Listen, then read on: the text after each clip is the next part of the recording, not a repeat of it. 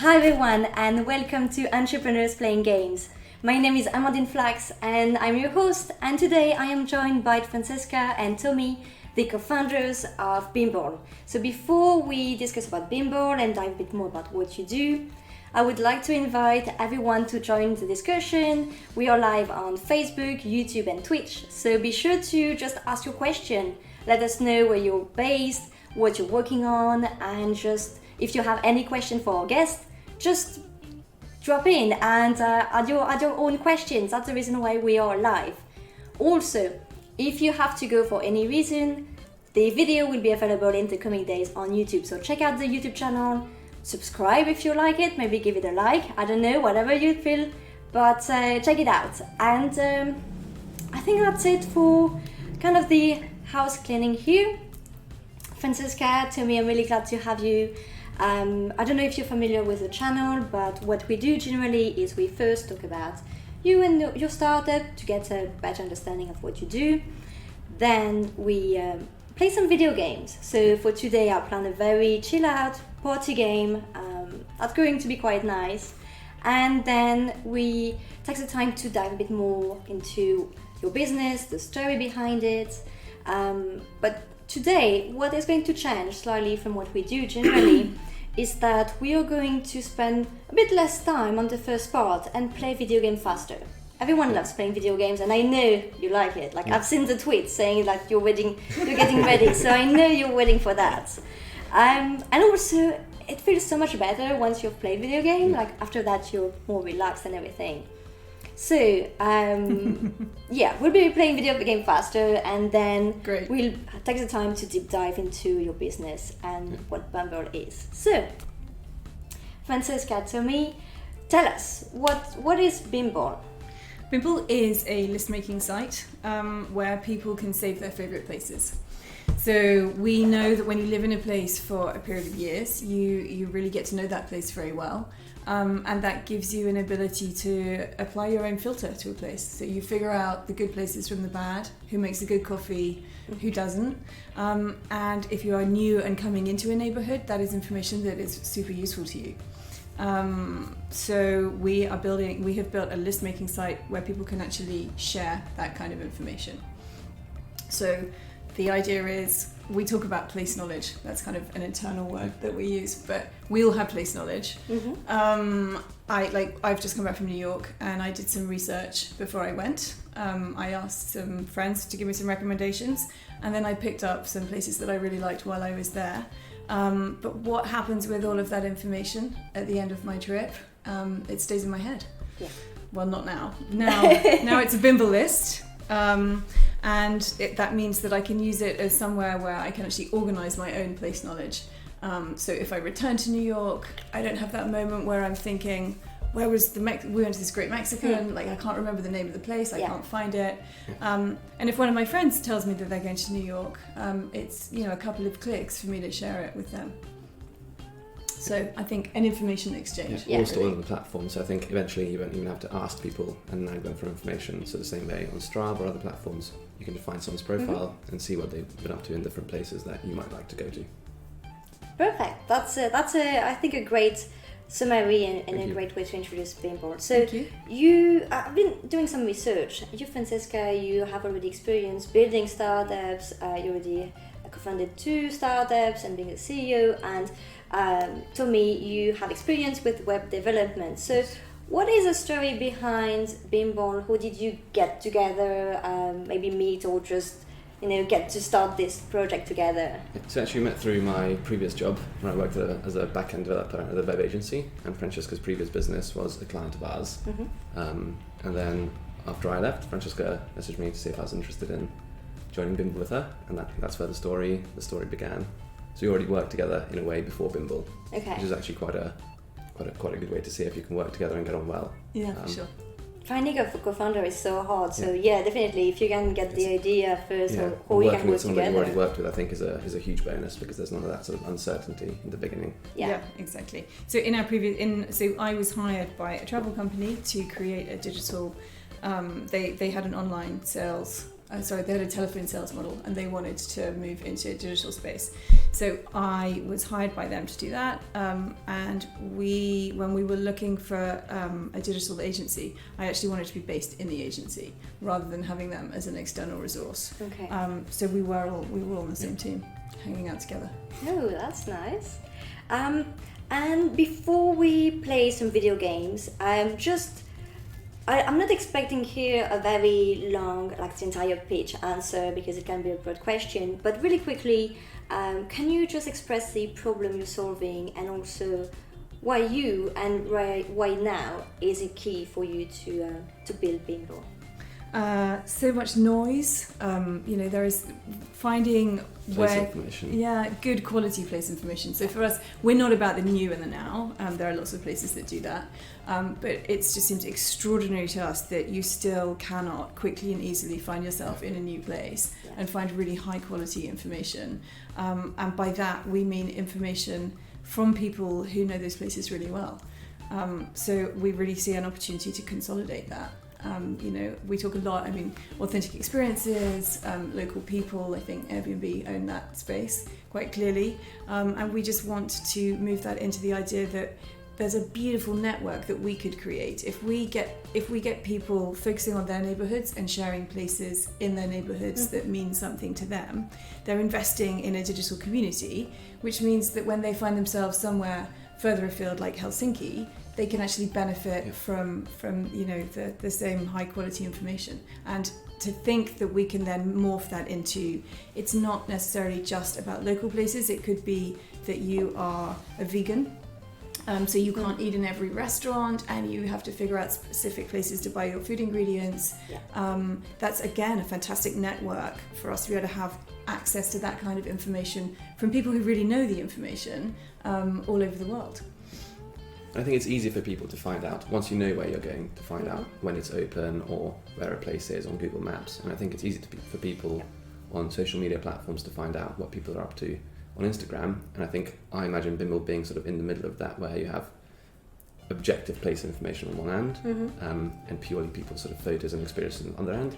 And Bimble is sort of your unique perspective on the places you love. So if you know someone and you want to find out their information in Paris, New York, wherever, Bimble will be the platform that you go to look that up on. I think too, we all use social media for specific things. Like we've fallen into this kind of silo relationship, which works really well. So we know that we use Facebook for catching up with friends and family, or Twitter for breaking news. But actually, if the question is where, we want you guys to head to Bimble to find the answer as we scale. Right now, who is providing that service? It's TripAdvisor, and we honestly think that we could do a better job.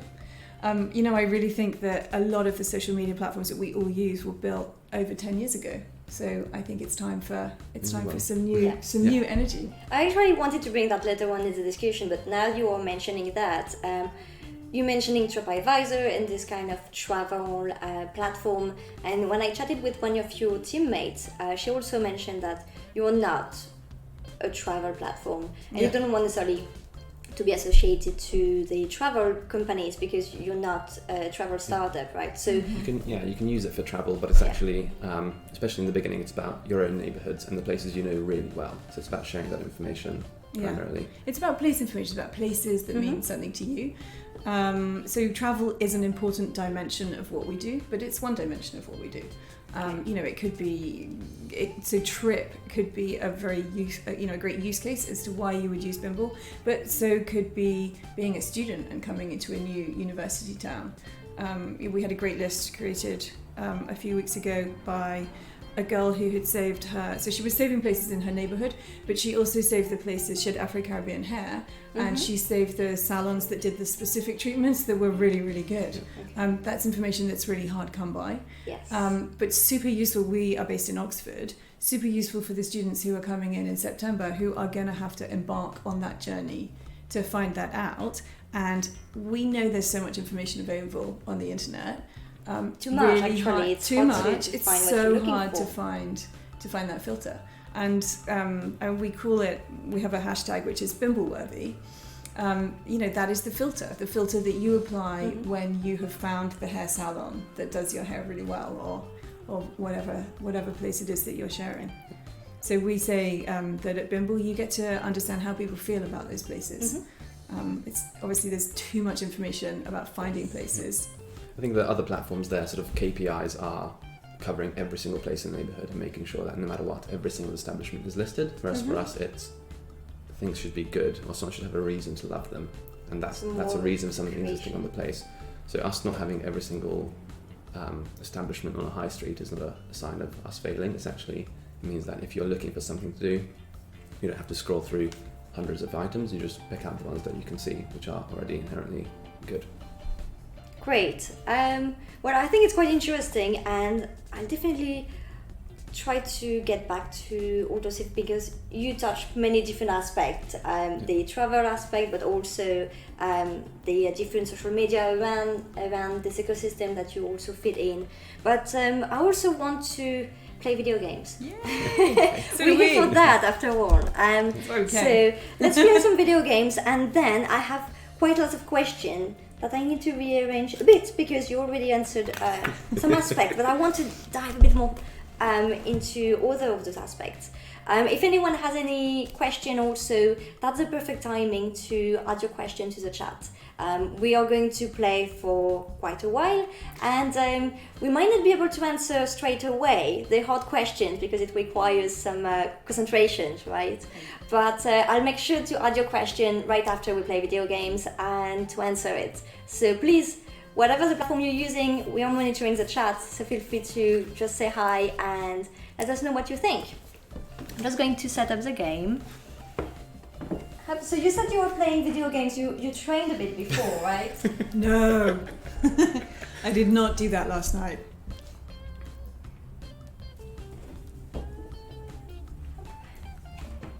Good, because it doesn't require that much skills. Yeah.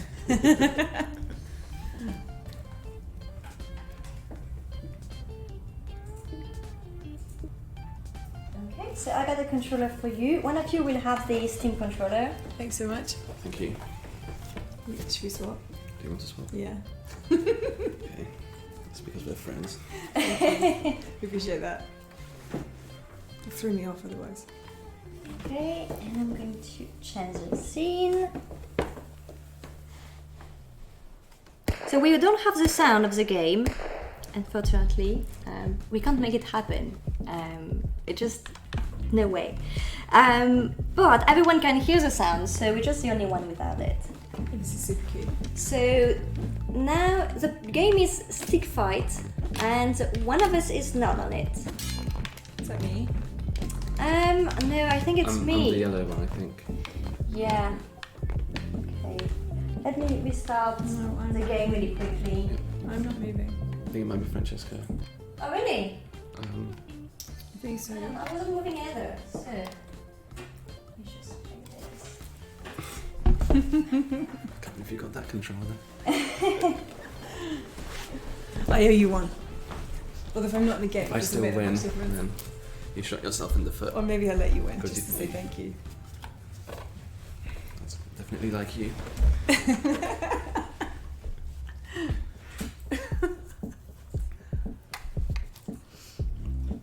Okay. Okay, so now let's start again. Okay, I'm in.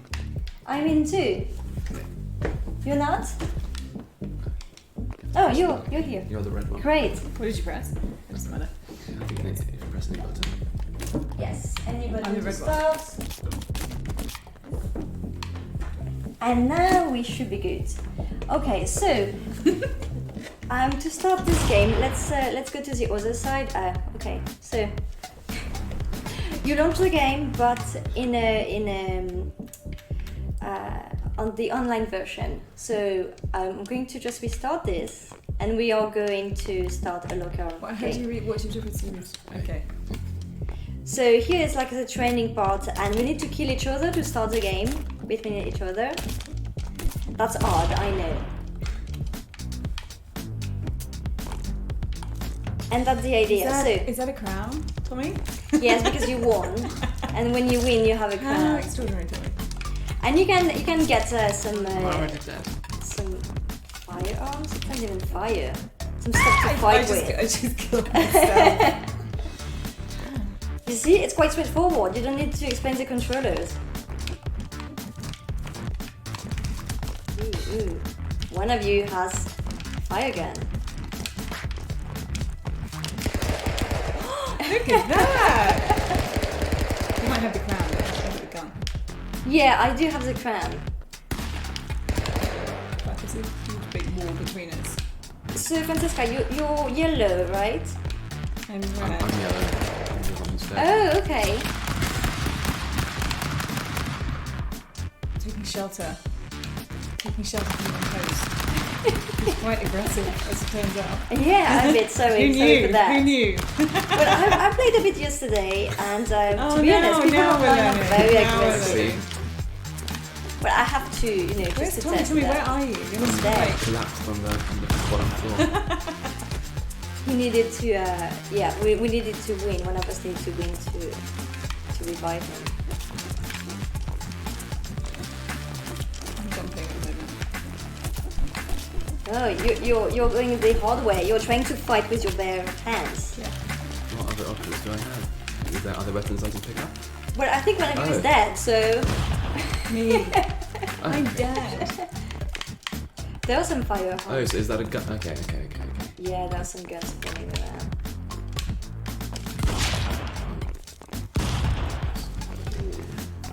So, Francesca, I saw on Twitter, I don't know if it's you or someone from your team that tweeted that you play Tetris. I love That's Tetris. right. Yeah. Actually, it made me think because I do have a Tetris game, but the issue is that I have never played it on the stream because it's so small. It's really hard to see. Everything is just. Yeah. You're supposed to play with. I all the love people. Tetris, but we were talking in the office yesterday about what would be our ideal game to play. Yeah. I thought Counter-Strike would be the one that gives me the best chance. Oh, I love that. Okay. Quite similar to this. Well, yeah, but Oh, move on. well, if someone has it, you can't. If someone drops it, or if you can have it. Hang on. How did you survive that and I died? That's insane. Ooh, that's aggressive. Hey. Oh, I'm back. Yeah. It's hard to know what No, balance no. to strike. Do we go Yes. with like polite? I go for Or as just, aggressive as I like, can. Don't worry, you're not as aggressive as people We're on online. boxes. Ooh, That was nice. fast. Just got my crown back, guys. Just saying. Ooh, Not. That's my. not for too long. I'm the liability. I kill myself. I was surprised yesterday when I was trying the game a bit. There were people playing online, and I think they were playing on the keyboard. Oh, I need a gun. Oh, it's a spear. Yes. So you still need to be close by. It's really good if you're this close. I want to know exactly how to use the spear. Okay, I'm dead. Oh, What- you're what all is tied that? up. You're Someone tied up. tied Some of you, Glue. one of you is stuck. There is something Brilliant. grabbing you. It's Wow. like, there's glue. Yeah. I have no idea if it's a glitch or if it's an actual weapon that did that. Fantastic. That's what I like about this game. Every different weapon is doing something different. So. Actually, it reminds me of what was that other game? With the frog that used to like catch things, which I got completely into at one point. Right. And they have that super cute music. I think I'm about to fall off. So. Yeah, I can see you. I have no idea how you can I'm in hold the there. bottom left. Yeah. Should I let go? Well, up to you. You can try. There's no way back. Yeah. Get off. I go That's for you mine. first every Yeah. time now. Really, even now. Oh. Like, even I can't cope with the power of that cannon. I think You once got that one. everything is just falling apart, it's just a matter of luck, right? Yes. To his position at the top. Never say the fetus. I want that! I didn't even move. What happened between each other? Tommy's trying to prove a point today with me. Yeah. something You happened. started practicing games first. I said Tomi last night. We got home from work last night and I started practicing. Yeah. I got a video of Francesca playing Call of Duty. Oh really? You do? I need to see that. I think I never played I'm Call not sure of anyone Duty. wants to see that, actually. Well, now you said it. It has to go online sometime. There you go. Yeah. I think I had to backtrack quite quickly and start playing Kung Fu Panda. What is that? That's exactly what I said. Oh, Obviously, Kung Fu it's Panda. that panda and his jiu-jitsu moves. So are you fighting like with a panda or human or something? You can choose character. Okay. Again, another bit of suicide there.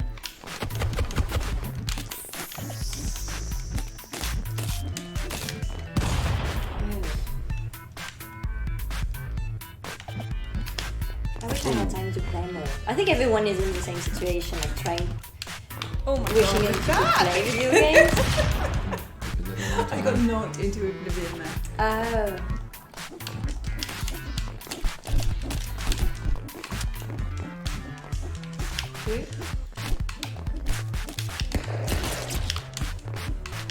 Wow, I don't know why and how I've injected to the other side. Oh, my bad, I was looking at my computer. Okay.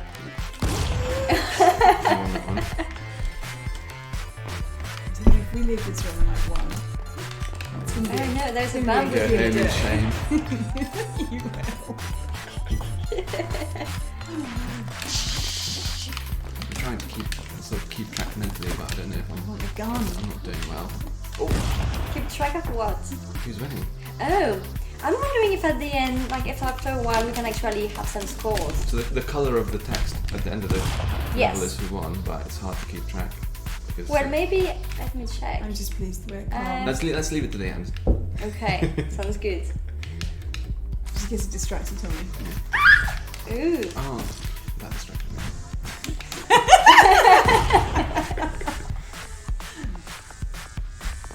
You never knew what to expect. This doesn't look good. What? Hey. The spike. Oh, that was close. You just dragged me under it, by the way. I think we all learnt a lot there, Tomi. I was on mute. I'm not sure what to expect here. Oh, Oh, are yeah, you okay, yellow? you need to You're go. yellow. Oh, you're not, yeah. You're red.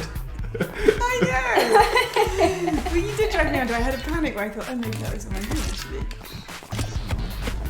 Come on. Okay, nobody's even sworn yet, which is good.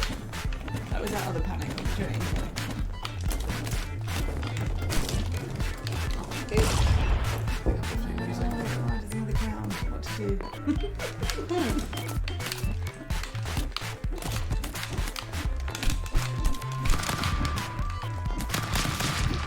Maybe that's just too weapon.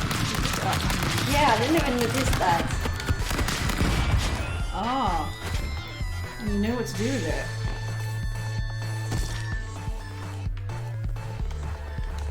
Where am I? You fell off.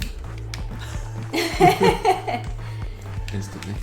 Before it even began. How do you climb up? This is the key game. Catch the what was the game that I was talking about? Oh, I totally can't remember it. it's hard to play and at the same time to think about what Catch the you're saying. ropes, Right. catch the ropes, that's it. Catch the ropes. Okay, what is it about? Oh, it's brilliant. In fact, that would be I think I would have said that would be even above Tetris. That's how much I love that game. Oh, Okay, really? I'm back, and I'm back. Let me just get rid of Tomi. Small distraction. That's funny because they put you always on the same side, so I have the time to grab a weapon and to that's come both. to you. I saw that. You were like the merman right there. People Wow. should gang up in red. They have killed the rest of you 18 times. Okay. Yeah, it's Francesca. You think. I think you know quite clearly. This way you just Who's got dispatched the me. crown? Who's got the crown now? Oh no, You just wait for everyone else to fall off. Oh look, it just fell into my hands. Unfair. Tommy's getting all aggressive now. Come on, Tommy. trying to drag me down so I don't win at least. Yeah, that was a tactic, right?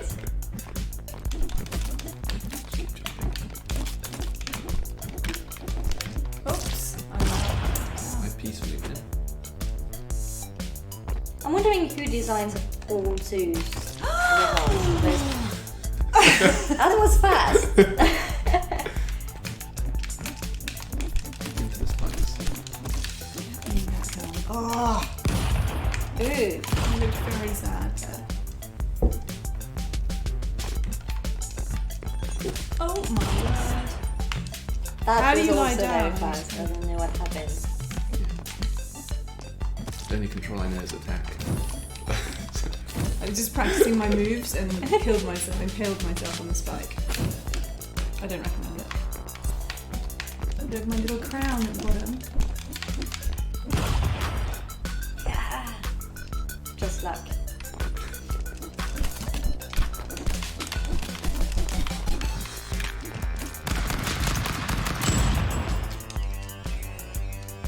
Yeah, someone's played it before. With all the hollow victory. Yeah, but I played against people online, which was much worse. People are very aggressive online. I'm just gonna hang out in between the spike. See what happens. That's already dead. Me who's dead. I'm just sitting it out. I didn't even see that. But it crushed me.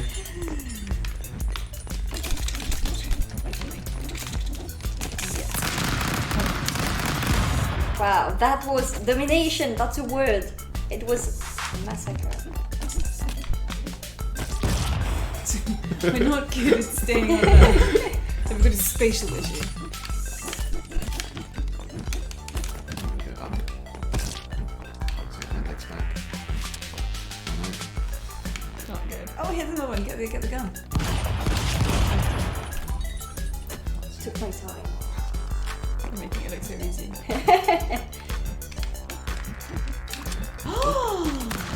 Yes! Yay, boss. I'm doing two, so they help each other. Where's my gun gone? Oh, you've got the gun now. Yeah, How is so that we're even gonna living possible? pretty easily. Red mask.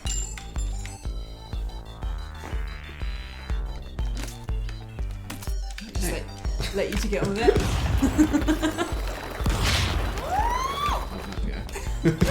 Oh, good. Turns out being a passive bystander not effective.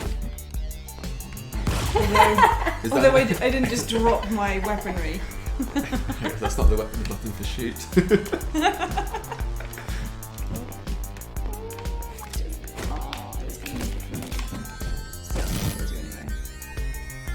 The green thing is quite epic. It's It's like interesting, an yeah. aggressive worm. Yeah, and they push you away. Some of them actually grab you and you stay with them. What are you doing? Tell me, what is the, like, is it a shield? I don't know. I'm trying to figure out what button it is to shoot the gun when I finally get one. It's just the X.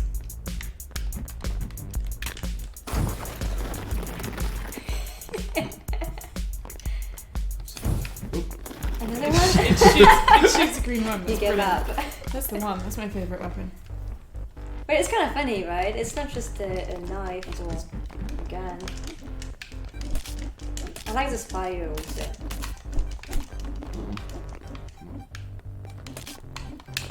I'm not dead yet. What are you doing?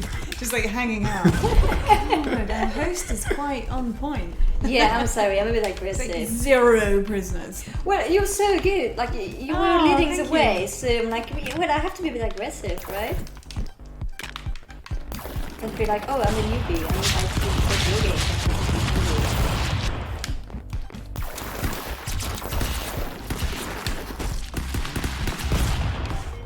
Nice. Peaceful one. That's funny how sometimes just not That's how moving we is the describe Tommy. solution. You're completely right.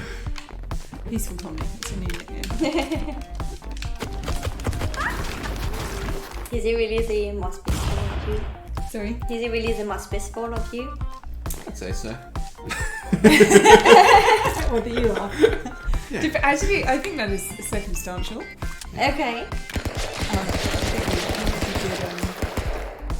We fit into each other, don't we?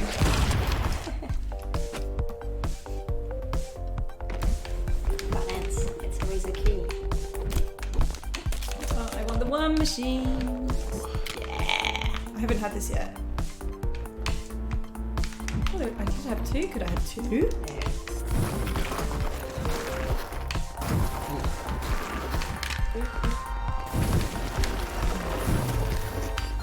I just prefer the gun, actually.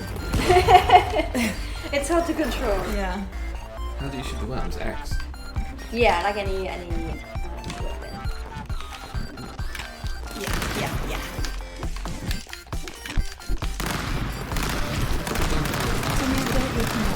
I don't know why it's actually went up. It was yours. Yeah. Yeah, a bit scared. Running scared to me.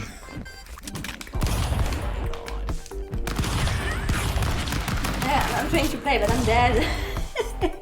You know, you always have this moment sometimes where you don't exactly know which character you are playing.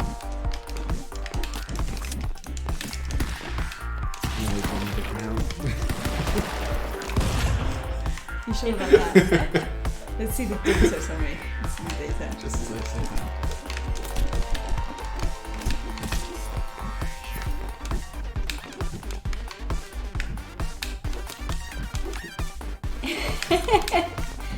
Oh, very balletic though, I like it.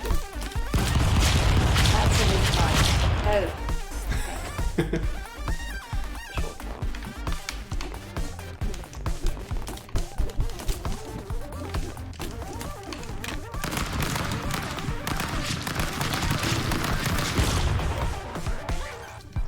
Get on my power level.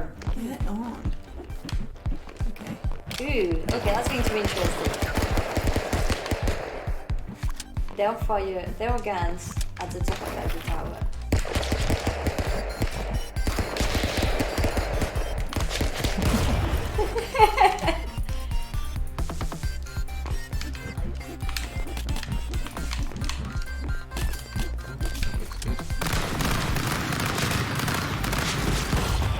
We went down together.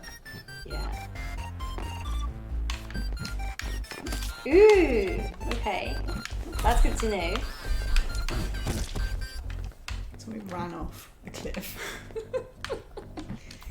That's interesting. Come on then. Come on, Amandine. Let's do it. Yes!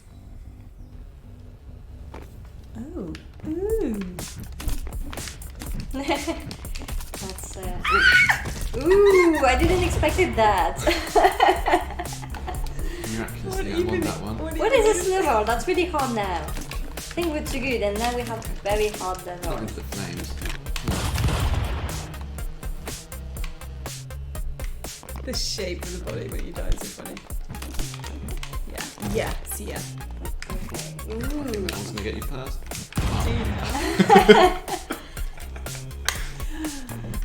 All the chat, Tommy. All the chat.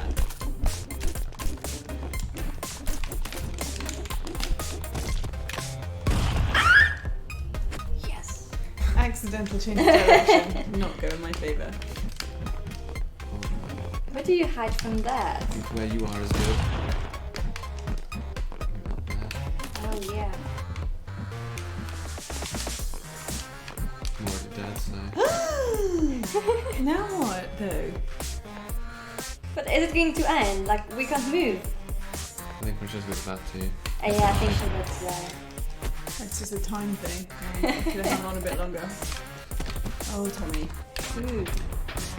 That's the explosion from the sky. What is this level? Like, it's completely different from the first one.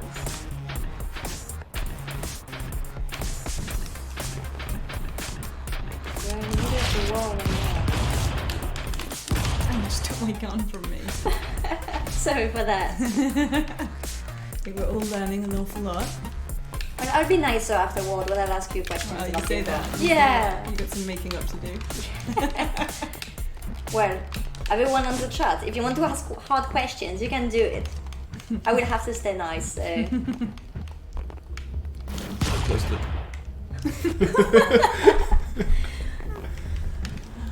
Oh. it keeps falling off. Oh, I went straight to it. I think there were a side laser saber on the hidden on the thing. Alright, it did. Yeah, well, you just pushed me straight into like a burning this column of Take that as a burn. yes. I'm still underneath it. Am I actually? Yeah, but they're quite cool because you can move them. Come straight to me. Let's see.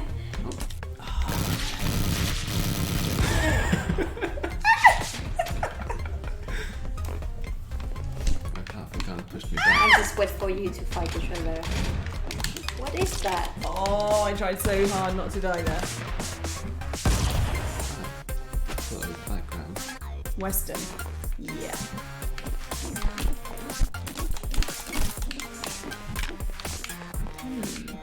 What's my strategy? Oh, it's the green one.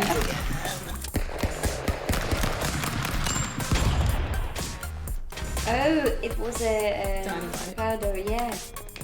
Didn't get it, could explode. Let me just dispatch of Tommy. I'll be back in a sec.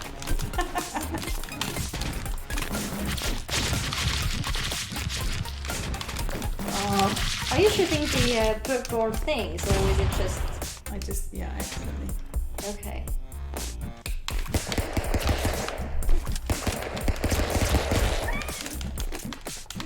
Tommy, you got me. Hi Eddie, how are you? Well, you're not exactly late. Actually, we specific things this time. Instead of spending lots of time first on the startup, we play video game fast first.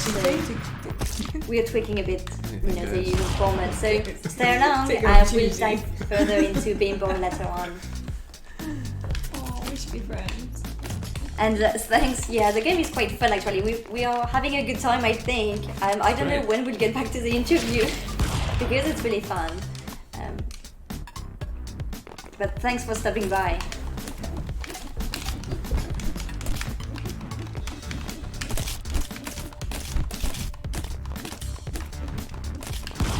Okay, the worm are coming from the ceiling, I think, or something like that. Yeah.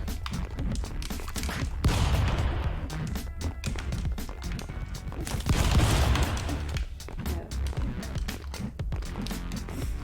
Struggling to get up there. Yeah, you have kind of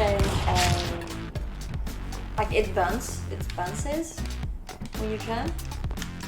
Are you both dead? No, I'm Oh, you know. You were hiding. Yeah, exactly.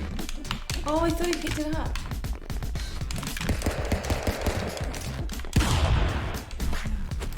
You got some gun skills that I need Yeah. to sharpen up on. We all got a gun. Interesting. Oh, interesting. The gun actually looks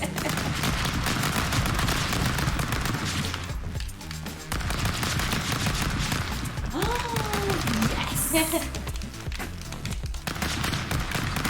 I'm dead. I'm dead. Well, you got me there. I like the I'd be parents. surprised. Well, I history. know, Oh, no. based on History the would current suggest- situation. What about after this one we get back to the interview? We've been actually playing for a while. It's already 11:15. Wow, time flies.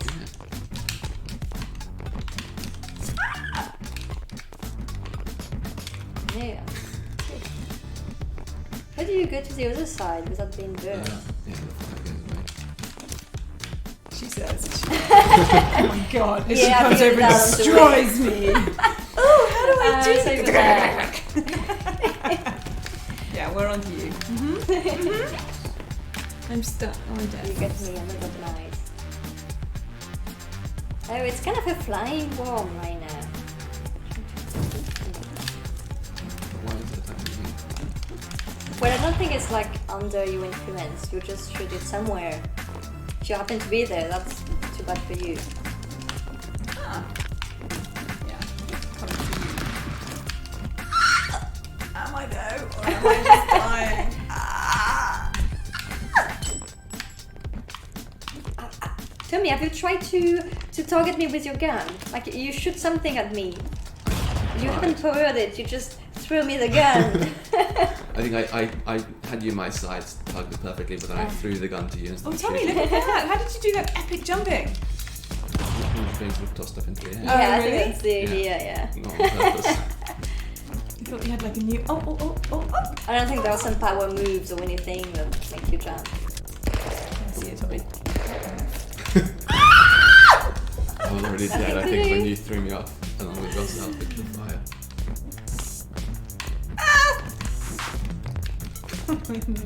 No. Okay. Oh, I think I just came back to life. No. Yeah, nothing's. I got re-exploded. Ooh, okay. Yeah. Let's maybe get back to the question. What do you think? The end. Yeah, I think it's a Yeah. good idea. Once you've shown me the data. Well, I don't know actually. Where can we find that? Do you think? I don't feel too confident, especially hanging under that. Yeah, so you're not going to help. You're like, oh, I don't know how to find that information. No, really. I don't even know if we're gonna get it midway. But I think once you were leading and then I was winning. Okay.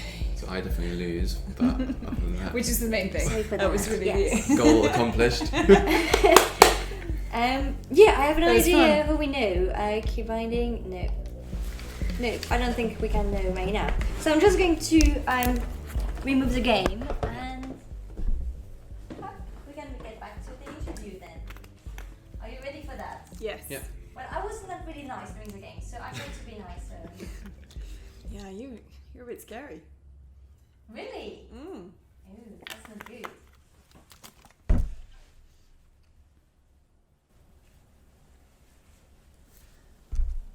I'm exhausted now. I feel like I've been doing all that running around. Mortal Kombat. Okay, I'm going to just bring back to the main webcam. Here we are. I would like also to say hi to Julia. I see your question. I saw your question here. I'm going to ask it. Actually, we can maybe start with that. I think it's a great way to get back to the interview. So Julia is asking. She's watching from YouTube, and she's asking. I can see why people would use Bimble to find places, but how would you convince people to make the list? That's a good question. Yeah, it's our greatest challenge actually, but we knew that would be our greatest challenge from the beginning. So we've done a huge amount of exploring that issue. We're very close to our users, and I think so this is not our assumption, but this is what our users have told us. The main motivations they have are to share their own neighborhoods. So our audiences tend to value their communities, and they want to support the independent businesses that are in their own neighborhoods. So we all know that it's harder and harder for independent businesses to survive, but none of us want to live in a world where we don't have them. Yes. So I think predominantly it was a sense of community, a sense of supporting independent businesses and being able to help them thrive. But actually, we are a platform where you can organise your own place knowledge, as we said. So it's super useful to be able to take it all from here and put it in one place where it's easy for you to share it with other people, and really useful for you to kind of remember that information. So I think the practical perspective is that, especially if you often get asked about place information, so if you've lived somewhere else or you've lived abroad or you're from a different country and people are visiting it, or people are coming to your hometown, I'd much rather make a Bimble list that takes me a couple of seconds rather than write a long email, especially when things have sort of different opening times or bits of bobs of information that our platform pulls through automatically. If I was to send it in an email, I'd spend hours and hours writing it, and the end result would be something that ultimately I'm not proud of, and the person I'm sending it to wouldn't feel super enthused receiving it either. And I guess also when someone asks you for recommendation, they don't necessarily know what they want exactly sometimes. So they're just like, oh, I'll be in your neighborhood or in your city for a few days. What should I do? Where should I go? And well, you have many options, right? So if you want some food, too many options. Yeah, you want food, you want drinks, you want activities. Are you staying in a specific neighborhood? or are you moving around? Like, what is your plan? And but actually, place information exchanges hands all the time. So we have had a lot of activity this week from brides on the platform who have been. So for every wedding, there is a church and a reception venue, but there are also lists of hotels or like hair salons where people can get their hair done the day before the wedding. A wedding has a lot of place information changing hands. And we are now seeing brides coming onto the platform and making guest guides to share. Okay. We have had some people who are moving house, and they obviously, I think in the moving house process, finding the house is obviously critical. Yes. But beyond that, actually understanding how you can live in that place, that has to be the second most important thing. So we've seen some local lists created by people who are trying to promote their house sale.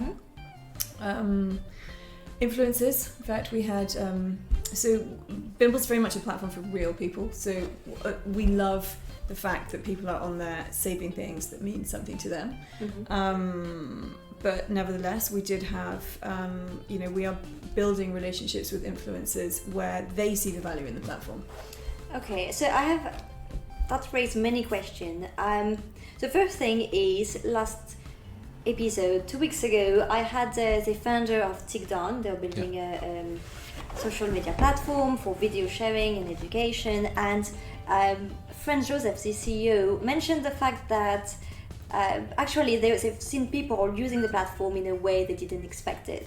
And I'm wondering, you mentioning brides sharing some kind of guest list information, and have you seen any behaviors that were unusual, that you didn't really necessarily build the platform for, but people are actually using it and finding I think the in the very beginning, aside from there's lots of different content that we didn't expect initially, but I think the biggest one quite early on was actually people not using it to share places that they love, but using it to make a plan with their friends about what they'll do when they visit a place. So I think it was in our early user testing session, someone said that they would use it for planning a night out somewhere, or planning a weekend away in a different city, and using the platform as a planning tool, because again and also what I mentioned earlier about it pulling through all the information about places, it means that rather than just searching for a place, if you list a bunch of places on the Bimble platform, you can see where they are on a map, you can see the opening hours, you can see what kind of categories they're in, you can see if other people have been to that place and taken any photos. So it's actually, while not the main intended purpose, quite useful as a planning tool as well. And I think right at the very beginning, we imagined that people would use Bimble lists to go to new destinations. But actually what we saw a lot of was people being interested in their own neighbourhood. So if I've created a list in my own neighbourhood, people were telling us that they wanted to see what the guy over there, what is his list in my own neighbourhood? Have I got everything down? What can I learn in my own neighbourhood? So that we didn't expect at all. Well, it's actually hard when you're based in a place and you have your habits. You want to break your habits, but you don't really know what to try. You don't want to be disappointed because it's next to your place, so you don't want to go to the restaurant. That's the feedback we get a lot. It's not good. So we've had a lot of feedback, which essentially points to the same thing, which is winging it often ends in disappointment. So where we are confident and independent travellers, we might think, and whether you're in a trip mode or actually you're just at the weekends going out and about, you don't want to depend on other information and do research, so you just want to wing it. But actually it's quite hard for that to end in success sometimes. It might be that you find yourself in a restaurant, but you're 2 streets away from a really exceptionally good place to go that everybody loves, and you've kind of wandered mindlessly into the wrong place. You also mentioned using influencers and thinking about using influencers, and I check online. You also recently launched your first paid online campaign, right? Yeah. So how did it go, and also what is your plan to get more users on the platform? Because I think for this kind of platform that benefits from the network effect, user acquisition is really key. So what is your plan on this end? So super early days for us. We just closed our seed raise at the end of April.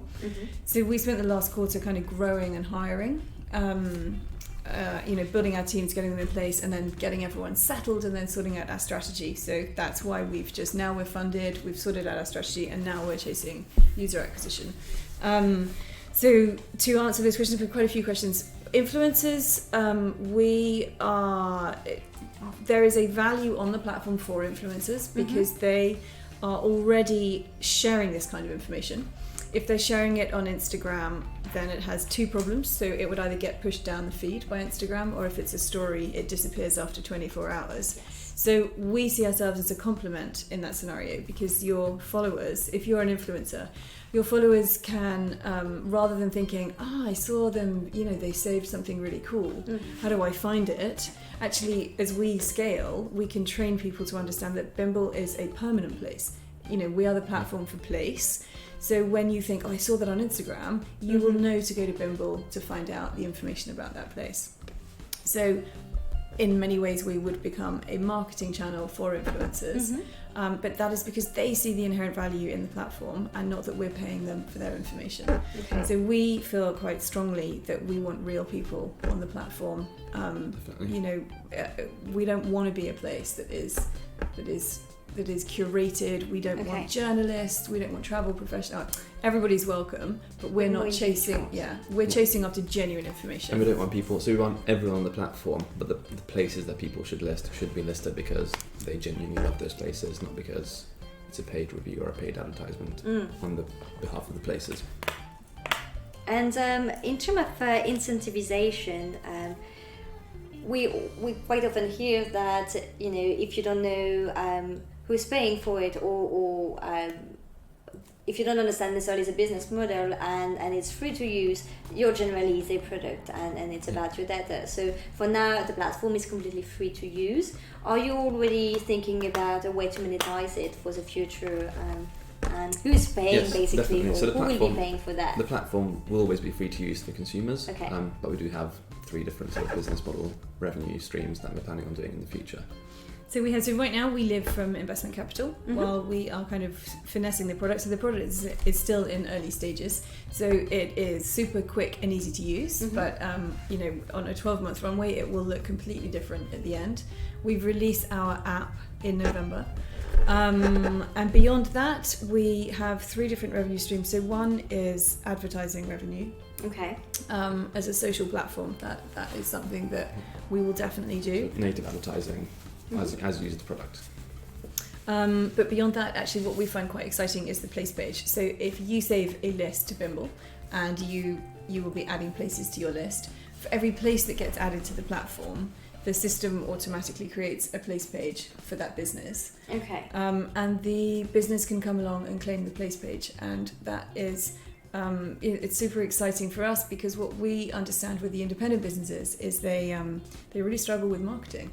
Actually, they're experts at creating their bricks and mortar businesses, and they have fascinating founder stories that we think should be shared. So again, the place page is a great opportunity for them to share their logo, their founder story, but their menus, or if they're an art gallery, exhibitions they're having.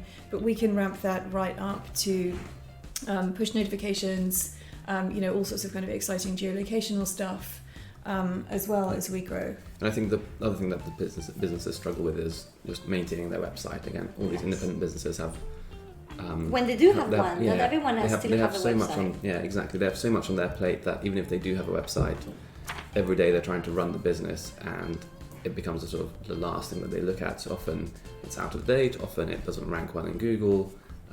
There's tons of websites that have been sort of hacked and the owner hasn't even noticed, because it's not a priority for them, because they're struggling to keep their business alive. Yes. And it's about and it discovery. costs a lot of money. So the best example we have is that if my mum, when she walks past a new place, would think, oh, it's new, I'll go, I'll check it out, I'll have a look.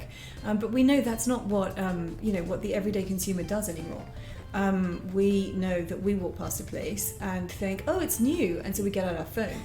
And if we can't find it on our phone, we're not going in. So the problem that we are trying to tackle with the place page is to give these independent businesses the opportunity to be discoverable online. I love that. It's a big issue for them right now. It's their biggest issue. So in fact, a lot of research was done last year about why retail struggles the way it does for the small to medium sized enterprises. And there is a misconception that it is about the fact that retail is moving online. That's actually not true, and the figures are really surprising.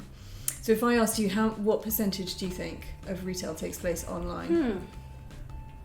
Well, I think for retail, I don't know, I would say online maybe 60-70%. Yeah, it's really interesting. Yeah. And that is the common response. It's Okay. 16% in the Wow. UK, and it's Even 12% less in America. in the US. That's interesting. So that's not the problem. The problem that retail is struggling with at the moment is that the consumer has changed. So again, Yeah. we don't window shop anymore. That all takes place online. If you're an independent business, as Tomi has just said, having a website, that's step one. That's like the entry step. Yes. It's what you do with your website. You've got to drive traffic to it. It's got to be fluent in Google. We when we're designing our products, we're thinking about user interface design, user experience design. That's all stuff that independent businesses obviously, they don't necessarily know what we're talking about. And even if they do, it's hard to build technology, and it's very, very expensive. If you don't have the skills, you don't know where to Yeah. start. Or even if you have the skills, if you're an independent business, you probably don't have the time. That's right.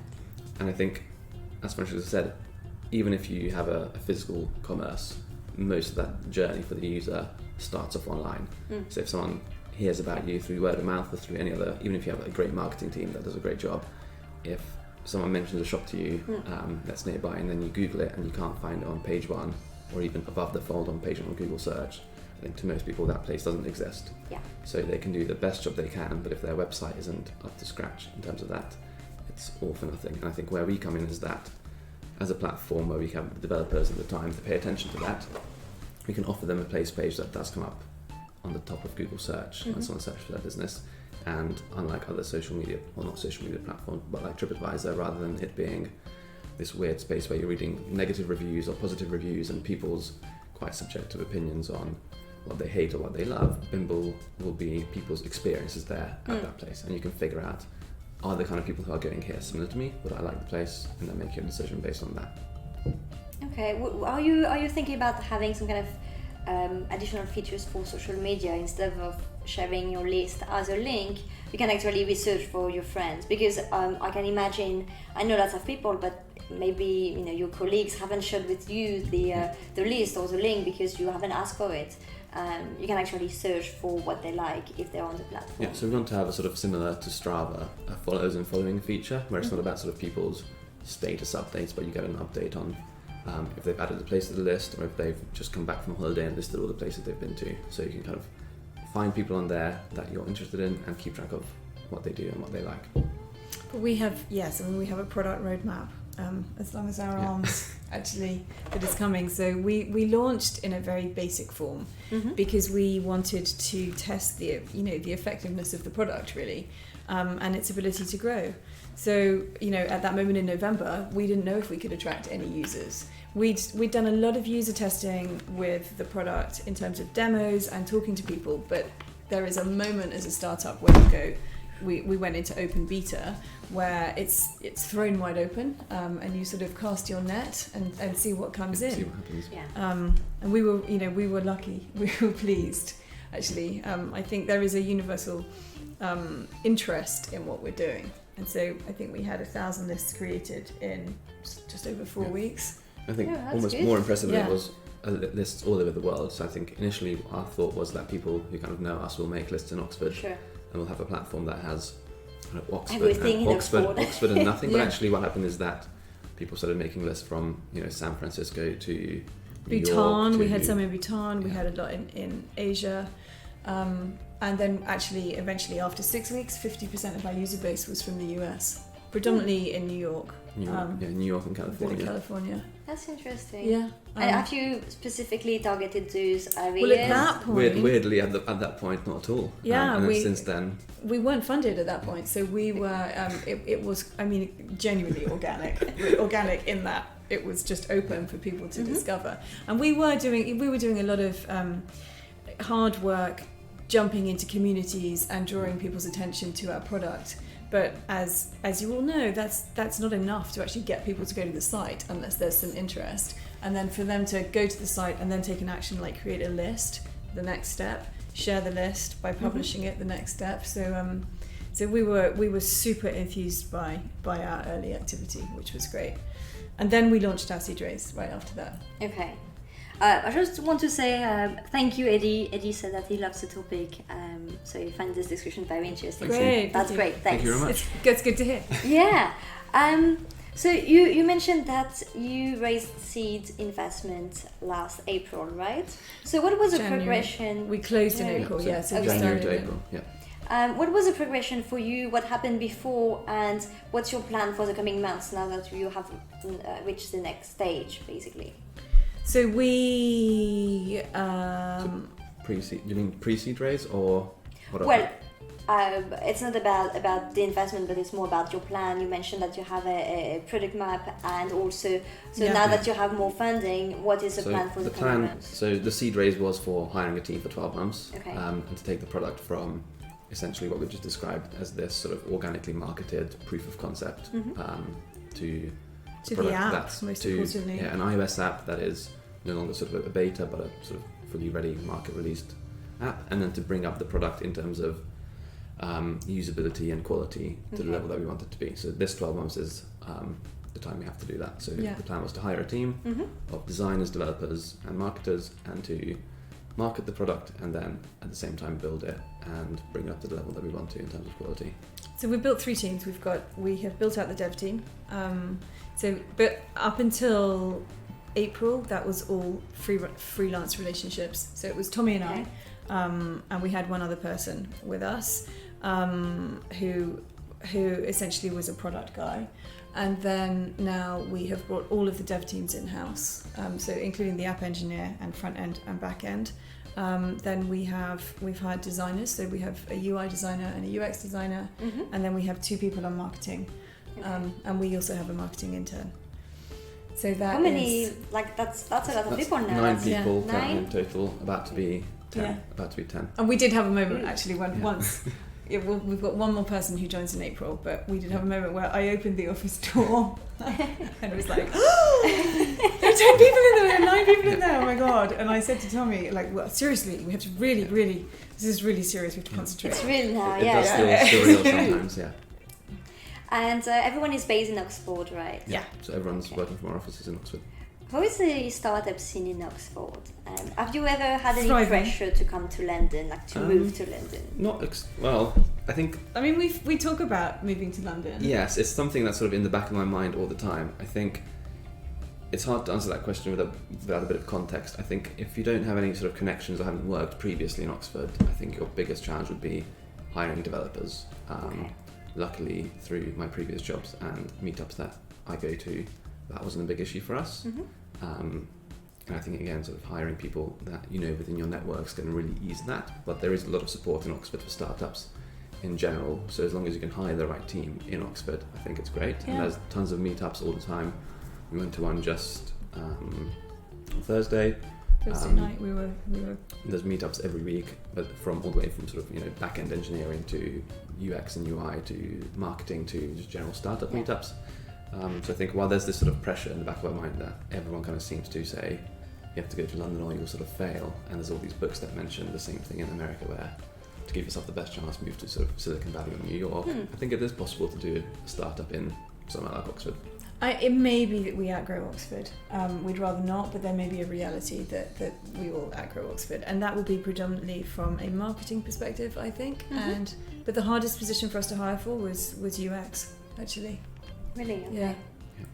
Well, I think it's actually feasible. I was actually yesterday in a presentation, meetup, it wasn't even a meetup, but kind of a small gathering, and there were an economist that was very interesting that worked a lot and is working right now on a book to explain it and to talk about how startup communities are growing, and there were a discussion about the need to be in the main city, and is it important to go to the US or go to San Francisco to build your startup, or can you do it here in London or even in Oxford? And I think I've seen many people actually moving out of London, many startups, and they did that for just the quality of life, and they didn't mind going to London for some meetings, and then the entire team was happy being not in London, and I think it can work for anyone. Well, I think from our perspective, our rent currently is fantastic value, right? Which is really, really important when you're running on on a runway capital. So that feels significant for us because we knew we wanted to invest a lot in headcount, so we needed office space.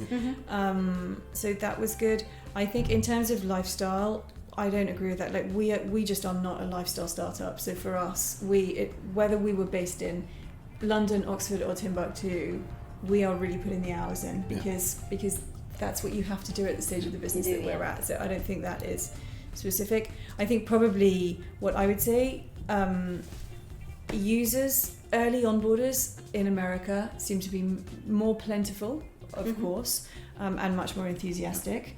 And we have been told, although we have no experience of it, that raising money there is much easier. We were quite fortunate in that we were able to, we had closed pretty much our seed raise within I think 8 weeks. It ran for 8 weeks. Nice. So we definitely had a positive experience of that. Yeah. We didn't feel that we struggled. It was super stressful doing the preparation and getting all the information out of our heads. But the process itself, I think, was fairly smooth. Yeah, and we found actually weirdly that we enjoyed pitching. Who knew? Which helps. Yeah, I think it definitely helps because you have to do a lot of that. But so at the end of our runway, we will be going to Series A next year, and we will definitely be going to the States to look at that as well. Oh, interesting. So directly to the States, okay. Well, I think if we've 50% of our... in terms of us moving, in terms of getting funding from there. Yeah. Okay. So you think that the support and the open mind of the investors in the US can be found here in the UK for now, for what you're doing? So looking only like judging by the data that we have, which is how people are using the platform, the super users that we have are based in the States. Yeah. And these are people that just, completely organically find us, but create 12 lists or create an incredible list with 16 places with descriptions, or they're definitely coming from the States, and we won't ignore that, of course. For sure, yeah. And I think the sort of what Francesca mentioned earlier about a lot of our users at the beginning coming from America, I think that's down to the fact that, again, hearing this from a few people, the culture there is almost sort of geared towards trying out anything that's new, and then sort of putting your full sort of weight behind it and seeing how much you can use it and what you can use it for. And I think, again, without any marketing that we did in the beginning in America, we got a lot of users, and I think it would be silly to ignore that and not sort of steer into it and get the most out of it. I think there is also this mindset of being the first one to find the best new app. In case this becomes the next biggest product in the world, people want to jump on and say, I was user number 73 or something. Exactly. I think there's a lot of that at play too. So we think you should all do that, by the way, just in case. We also have a question from Julia. She asked about using AI. Are you planning to use AI in some way? Definitely. Yes, in the sort of final, there'll never be a final version of the product, but once it becomes sort of more towards its final states, every single place recommendation you receive on Bimble will be kind of AI based. So the best way of describing it would be, actually, as we're using YouTube now, the way the YouTube homepage looks to two different people, aside from the color scheme and the branding, you would almost not recognize that it's the same site. So when you come onto Bimble, based on your profile, based on what you put up there, what you like and what you fill in, the recommendations you receive will feel like you're getting them recommended from a friend who knows you well. So it won't just be an objective list of these are the places in London that you'd like. It'll be based on you and who you are and what the system thinks will be the best for you. So we see ourselves as an AI technology business, but right now it's about getting to critical mass, which we estimate that to be about 25,000 users, we think. And beyond that point, we will start to implement the AI and the machine learning work. And AI right now is being used in more and more startups, in more and more fields. Yeah. So I think right now, to really be an AI startup, there are lots of noise about AI startups, and AI startups are mainly people developing the technology to be implemented in other companies in terms of AI. So I think you can't really call yourself an AI startup anyway. I think you better do it as you do right now, focusing on what you do. And utilising AI for its benefits as it becomes more and more accessible and easy to use. Exactly. We're lucky because in Oxford, we obviously have there is a lot of AI at the university. There is the AI Society, which we go to. So we do feel fully integrated into that community. It's not, we talk about it in our pitch because AI is obviously an enormous part of our scalability and the future, particularly on how we manage. If we get the volume that we want, we need to then manage how you don't become overwhelmed with the information that is available, and how do we personalize that for you? I think that's the best way to describe it, is that what we mentioned earlier, sort of Google, TripAdvisor, that overwhelming feel. I think step one is to sort of get to the point where there is an overwhelming amount of content on the site. And once we reach that point where currently the problem is that if you search for something, our problem currently is to make sure that you find a result. And then eventually there'll be a point where you see too many results, and at that point is when we focus on AI to see, okay, what can we filter out that probably doesn't interest this user, and show them the stuff that really matters to them. Jax Ryan says he will avoid AI. If you could just say a bit more why that would be great. What did he write? Well, he just said that he would avoid AI, so I don't know exactly why. It would be great if you can just let us know a bit more about your thoughts. Because that's an opinion, so I don't know what to say about that. I don't think there is any problem, especially right now. Every platform could benefit from using machine learning, especially for recommendation and everything. But please let us know exactly what you have in mind here. And also, I'd like to thank you. Some people have been subscribing to either Twitch or YouTube, but for some reason I don't see your name. I don't see you right here. I don't have the right tab open. So thank you, whoever you are, for subscribing to either YouTube or Twitch or I don't think Facebook. Okay, I do have more question, and let me think.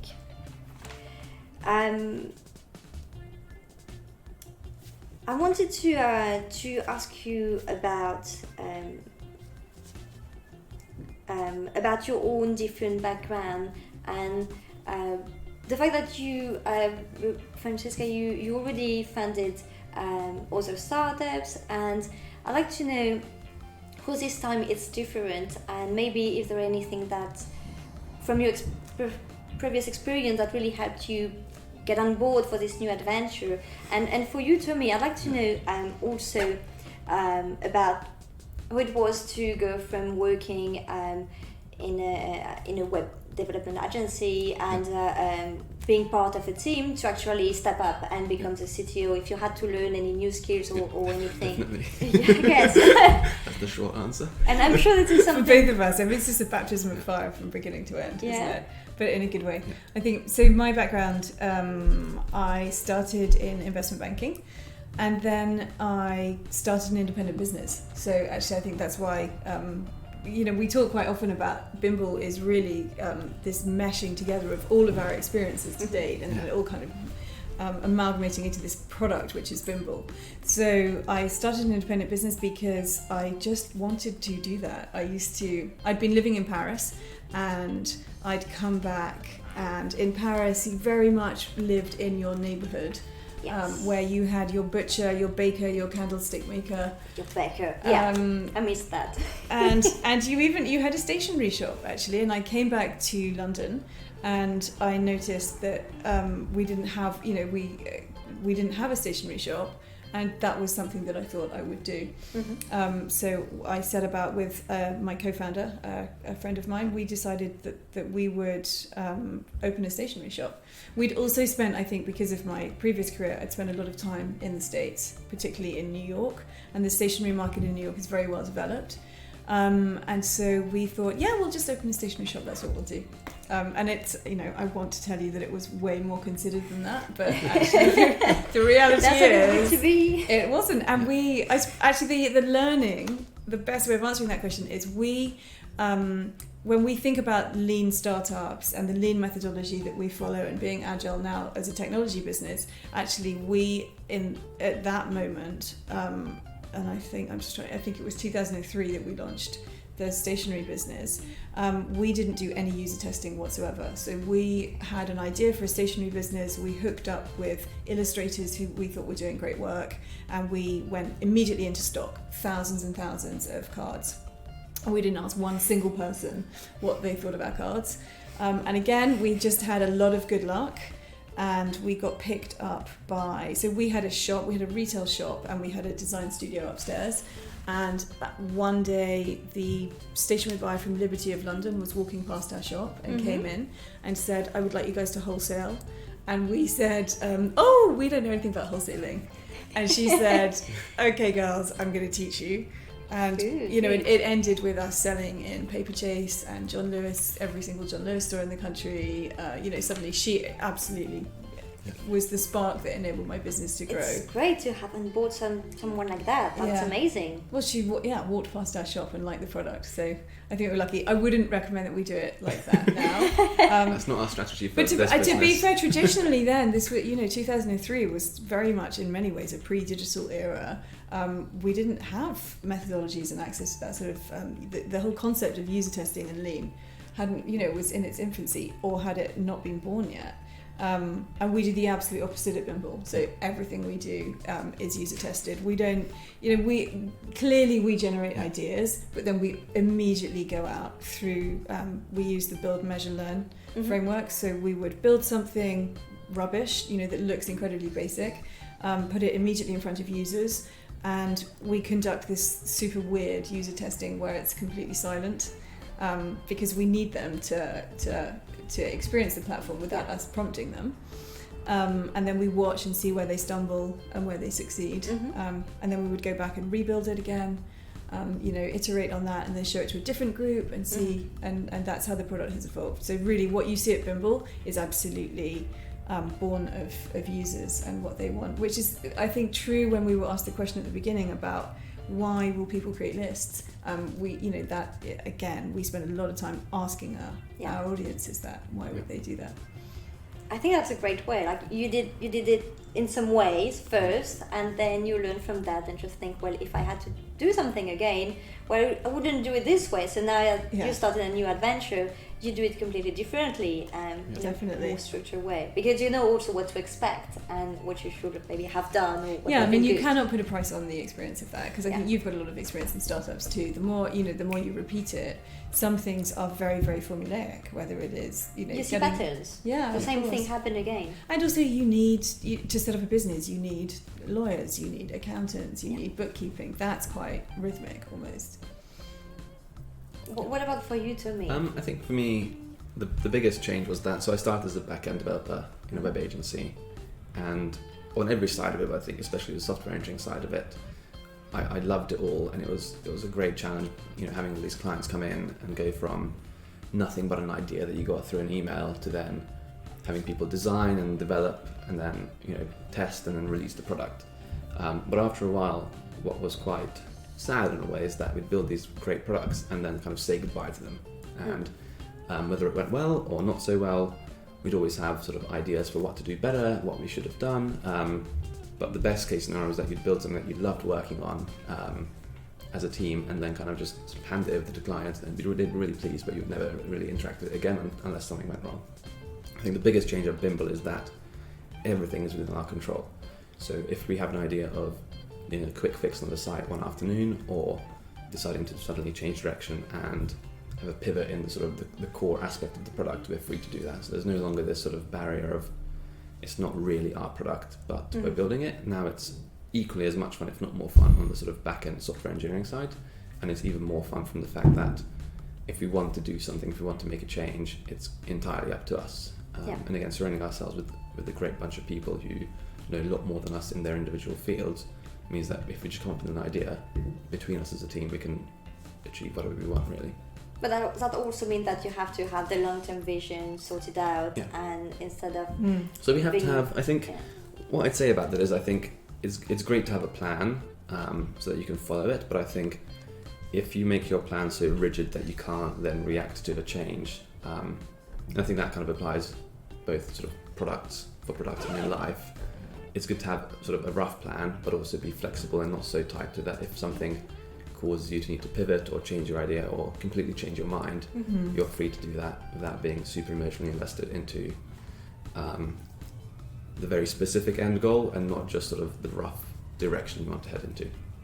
And I just don't think you would survive building a technology platform without that attitude, because you don't know, you know, things come up, things get thrown at you every week, definitely every month that you didn't anticipate, and that you need to factor in.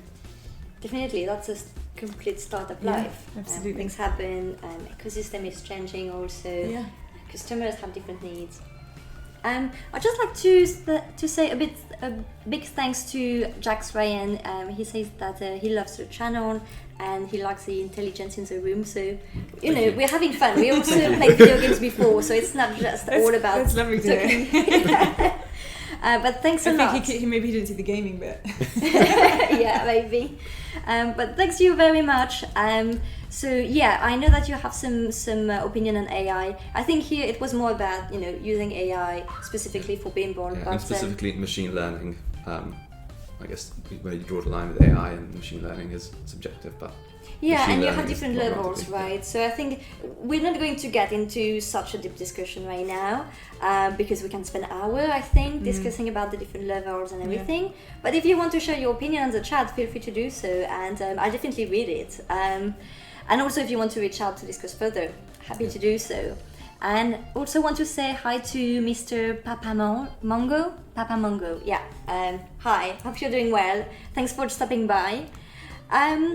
So also yesterday I promoted the live stream, and on Twitter someone reached out to me and asked me a question that I think could be interesting. He asked, what's the biggest challenge for you as an entrepreneur? Was it the funding, the hiring process, or something else that was really the most tricky part for now? There will be for sure other things. What is our biggest challenge? So it wasn't the funding, thank goodness. Should we do it for the company or individually? Yeah. Well, I think both. Let's do both. Up to you, it's quite broad. Let's do the company one first. I think finding probably startup life is not for everybody. Yeah. Finding the right employees is not easy. So we tried lots of different ways of doing that. So our dev teams were straightforward to hire because we obviously are part of the tech community in Oxford, and we knew who we wanted to hire, and we were super lucky that they agreed to join us, which is brave and bold.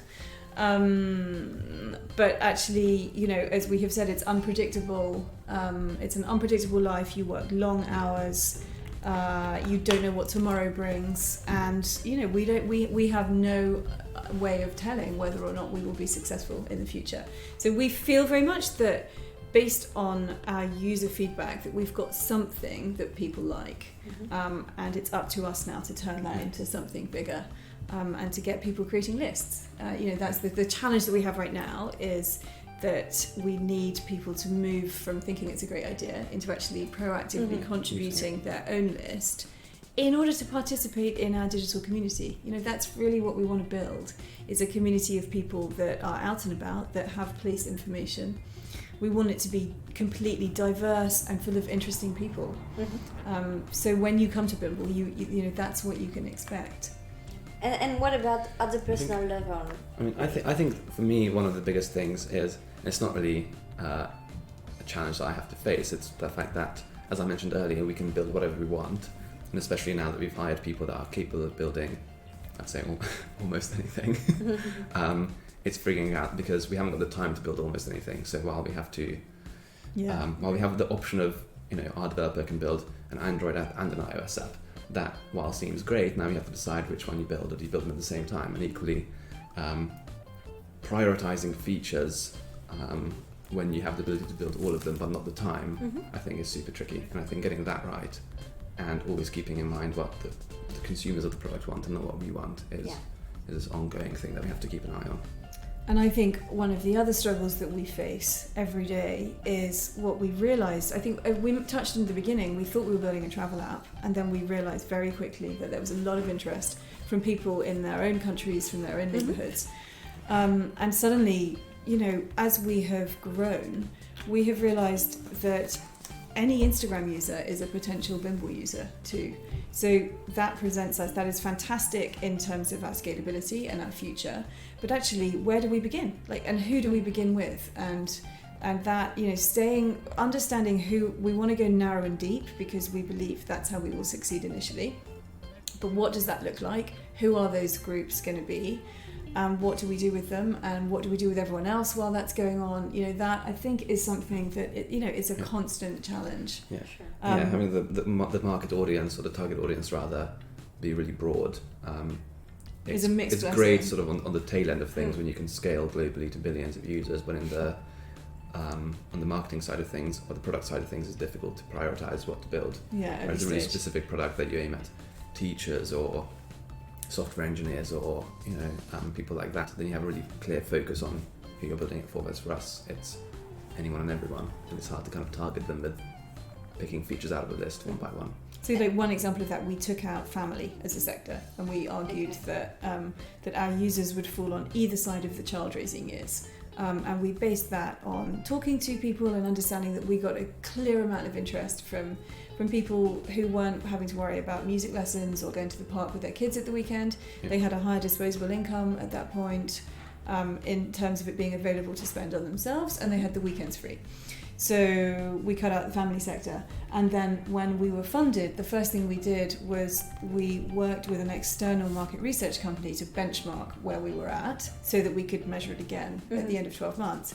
And they deliberately, sneakily but deliberately, put in families into those audiences who all said, no, we would definitely use Bimble. Like, we talk about place all the time, because when you have children, it's not just about... Where can you go with them? Yeah, and it's not just about the parks, which is the good park, and which has got the park which has got teenagers in there at night smoking, and so we don't want to go there. What about the park that's got the amazing swings? I don't know, but or child-friendly places that you can go for lunch. There's a huge audience for us with families, and we are not able to address that at the moment. Because we can't focus on everything, and so you feel slightly, there's all that nervous energy thinking, but are we how much are we not building, how much are we not doing, and are we focusing on the wrong audience? Should we be using that? So, but I mean, that you get used to it, don't you have to roll with it. That's a big question. Yeah.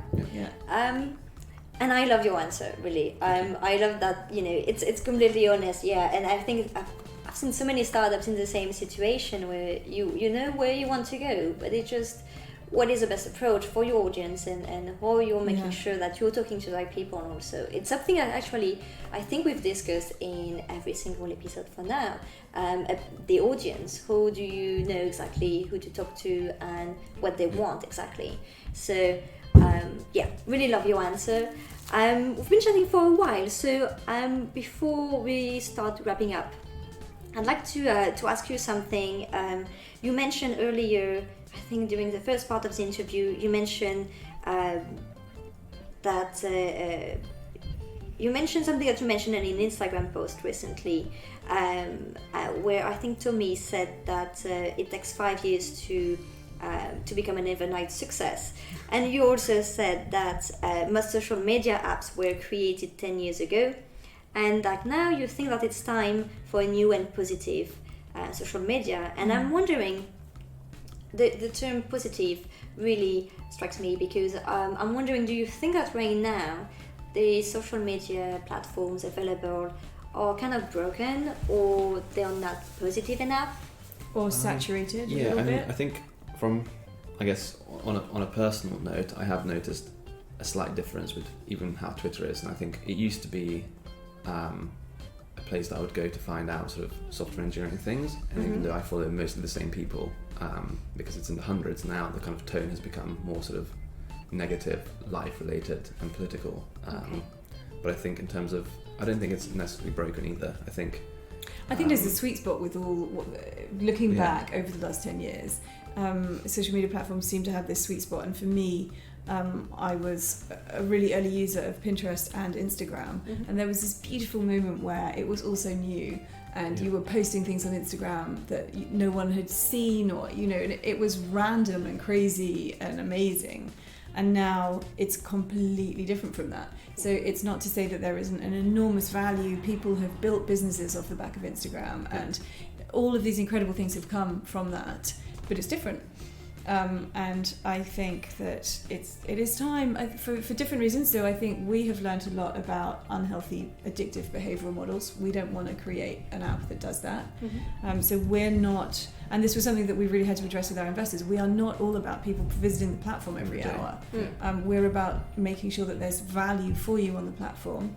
And for us, a big part of it is that we are a digital solution, but it ends in a real life experience, because we want to live in the real world, and we want people to be out in neighbourhoods that are thriving with a sense of community, sociability, and lovely shops to go in. So we want to look at ways of not making it a kind of narcotic-based addiction.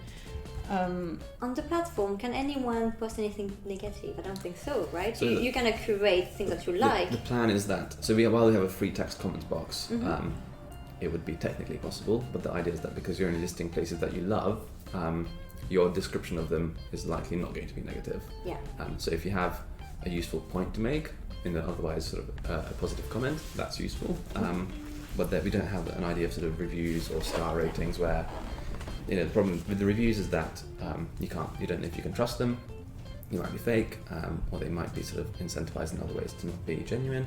And with the star ratings, it's not that helpful in most places. Just end up with sort of like an average sort of 3.5, 4 stars. And it's such your focus anyway. If you want a rating or reviews, you go to TripAdvisor, right? So if you already know where you're going and you want to see when it's open, then head to one of those platforms. But I think if you want to find good places in the area that you're interested in and see people's subjective context around why they love the place, and actually see not just a place and it's 4.5 stars from 1,000 people, but see sort of a glimpse into why I might love a place and why Francesca might love it and why you might love it from 3 completely different angles. That's what Bimble is about. One of the last questions we're going to take today, Julia is asking where the name comes from and if it means anything. And actually, before you answer, I'd like to mention that until last night, I didn't know that means, and Bimble means something. It's an English word, yeah. So the actual dictionary definition is a walk without a purpose. So other verbs would be meandering or mooching around, and it's a derivative of bumbling around. So it was the idea that, if you're saving your Bimble list, it is places that you have come across as you've lived in a place, and that you've grown to love, and you're keeping them in a collection. So it is, you're right, it is. I like the name, I think it works really well, and the fact that it has a meaning, it's even better. Well, I mean, because what was extraordinary is that we knew what we wanted to build, and one of our friends actually suggested this word, was like, what about Bimble? We're Bimbling. And the next step from there is to think, is the domain available? Because again, this is something else that has changed massively. Entrepreneurship. It's not. Great idea. Is the domain name available? Because if the domain name's not available, you pretty much can't call your business that. Social media also, like you have a website where you can see if it's available and on which social media. You need to find something. Well, you can sort of find a workaround on social media handles. It's annoying. Like there is definitely a guy out there who has got Bimble on Instagram, and he doesn't even post. You can buy it. He's just hanging on to it. Yeah, we'll get there. We'll work up to that. In the previous company I worked with, we actually built the Twitter handle to someone who didn't really use it much. Yeah, I mean, I'm sure that's where we'll end up. But in the meantime, we were more preoccupied with the domain because we knew that bimble.com was available, but you had to buy it and it was really expensive. So but we felt that the fact that it was available was important. Yeah. And if we could, work really hard to move really quickly and build the product and get funded, then maybe we would be able to buy it. And we did buy it. We bought it. Great, because mentioning that, I wouldn't have done that. I'm savvy enough. We started with bimblehq.com. Okay. And then when we got funded, we bought bimble.com. Well, it works. I think with the HQ, it also works for quite a while. There are many startups out there that are still using it. Well, especially in the before beginning, you're it was a no-brainer to just buy something that roughly resembles the brand and Sure. get people to test the idea and see if anyone will even be receptive to it. But actually, I think now that we've started, increasing our marketing, we massively prefer bimble.com. Okay. It just somehow, it's hard, as we have sort of touched on, it's super hard getting people to be interested in something new and all the rest of it, and that credibility that the .com gives you, it just makes that moment easier when you're not in tech circles, where people don't necessarily have the supportive attitude of an HQ, for example. It makes it easier, definitely. Great. Well, it's already past noon, so before we wrap up, I just want to ask you first, what should I do if I go to Oxford? Is there a place? Is there something in your own Bimble list that I should check out? Because I plan to go to Oxford. Like I've been in the UK for 4 years and I've never been to Oxford yet. Yeah. So to fix that. Rather beautifully, obviously, the answer is you should head to bimble.com. Yeah. Because you'll find local people's lists. Ooh, can I find your list? Yeah, you can Find find all it our on your lists. social media or So something. you can go to, we all have lists. And there's an Oxford Cities page on Bimble too, where you can find the latest Oxford list from everyone. But if you want me to give you a specific, you know, like I'm sure that's what we should end with, a specific place. There's an incredible bakery that has just opened called Hamblin Bakery. Okay. It's an independent business, and the lady who is the actual baker, it's her and her husband as a team, but she was at the E5 Bakehouse in London Fields, which is amazing, under the railway arches, and she's left London and they've opened in Oxford.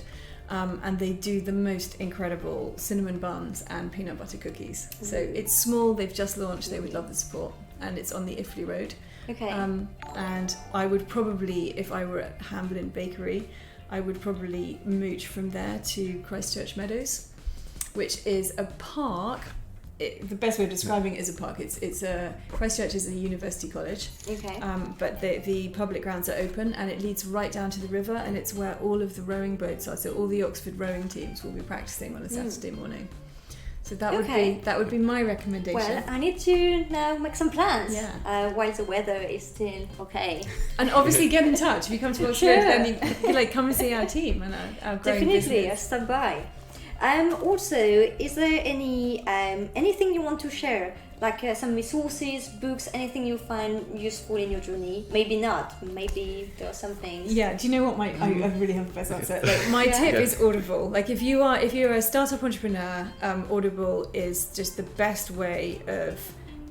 We read entrepreneurial books all the time. They all seem to come from the States. That's another thing. We'd really like some English entrepreneurs to write some books. But there is so much learning available without having to have those people in your network or having to have studied at that university. Stanford are constantly publishing books on their courses and so on. And given that we're also time poor, because that is the other massive reality of a startup, Audible really solves that problem. So we do it. I go for a walk in the park for an hour. I'm not doing it at the moment because we're too busy, but when I can, I force myself to do that. And I've got my headphones on and I'm listening to Audible. And from reading all of these kinds of books, I mean, absolutely some of our key strategies have come from that. The last strategy that we've implemented has been the OKR system in terms of a goal framework, which has really, really helped us. So that was one book that we read. That came out of another book, I can't remember which one it was, and then we had to all sit down. Yeah. This is how much fun it is in a startup. One weekend we all had to sit down and read, or three of us had to sit down and read this book about the methodology. It makes you think. It makes you gives another look at your business, thinking, oh, they've done this. Okay, interesting. Maybe we could adapt that in a different way. But Well, OKRs, that's our latest obsession. Great. I think, as I would say, in terms of advice or sort of resources, not a single resource, but just go to any meetup that is at all even relevant. And even if you think it's only somewhat relevant, there'll always be someone there who's in a similar situation or an interesting situation, and you can either learn from it, which is great. Even if you don't learn anything sort of technical or anything new, you meet like-minded people. And I think, again, as we touched on earlier, there is nothing better than when you need to hire someone that you can just find people in your own network who you already know quite well, and it makes the whole situation a lot easier. Yeah. And there's so many resources. I feel so lucky that, from Google Campus in London, which is obviously quite big and quite popular, but all the way to the meetups that happen in all sorts of places in and around Oxford, from pubs to renting out school venues after school. There's always something on. And meetup.com, we use meetup.com. Meetup, Eventbrite, there's always something on, and I think if you're interested in learning about something or doing something, there's always going to be a meetup around somewhere or some sort of free resource, which is quite lucky. And we're allowed to ask for some support. Yeah. So I think something that would be incredibly useful for us is if anybody likes what we're trying to do and appreciates how hard it is getting out of the gates, we would love you guys to create a list on bimble.com. Or you could follow us on Instagram, and our handle is @BimbleApp. And the same on Twitter as well. Yeah. Okay, so I was about to Yeah. ask. So Instagram and Twitter are the main So channels. the to reach website, out. yeah. Okay. Is there any event or anything you're taking part of that people can see you around and meet the team? Or Nothing scheduled Think currently, I that's think. I'm presenting to the Oxford MBAs at the end of August, but that's Okay. a closed group, so that's probably not very Okay. helpful. Well, if you walk around Oxford and if you happen to be Yeah. around Oxford, maybe you can look at their list. And yes, please check out bimble.com and also do create your own list. You know what to do after the stream. Share the place you love, and that would be a great help for everyone. And I think, I'd love to see your list. So if you want to also share your list afterward on social media, my thing is Twitter. I'm on Instagram, but I am so bad at Instagram. I need to improve my game, but it just, I don't know. I like taking pictures. So I do the Instagram and Tomi does Twitter, so we compete over. Yeah. That's why I did a little blag for her. And then you jumped in with your Twitter. It's just a stupid Follow us on internal Twitter, joke. at Bimble app. Are you behind the Twitter account? As of yesterday. Yes. Okay. I like your Twitter account. Thank you. I also like the Instagram account, but you know, I just find it so nice, so just personal, and it's so important. You know, even if you see a brand, you like to. You know, you like to be reminded that there is a human behind it. Yeah, I think absolutely.